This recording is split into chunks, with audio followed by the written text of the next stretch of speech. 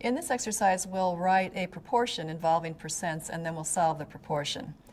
The proportion is going to correspond to this question: what percent of 80 is 65? And to begin with, let's make a drawing to visualize what we're dealing with here. We'll put percents over here, and we'll put quantities over here.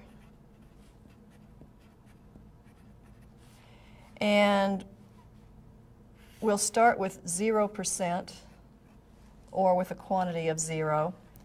And the percents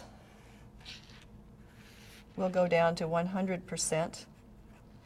The quantity that we're dealing with here is 80. We want to know what percent of 80 65 is. So the quantities range from 0 to 80. And the number that we're looking at is 65. So we could place 65 in the drawing right about here. And we want to know what percent corresponds to this, so we'll call that percent N percent. And now that we have the drawing, we can almost see the proportion just popping off the page at us. We would write N is to 100 as 65 is to 80. So this is the proportion that we wanted to translate to, and now we'll solve it. We'll begin by equating cross products. We would say that N times 80 is equal to 100 times 65. This cross product equals this cross product. We now divide by 80 on both sides to get N alone on the left-hand side.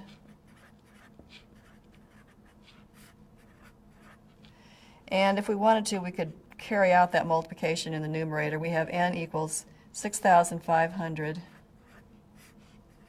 over 80. And when we do the division, we get 81.25. And remember, this is a percent, so the solution to the proportion is 81.25%.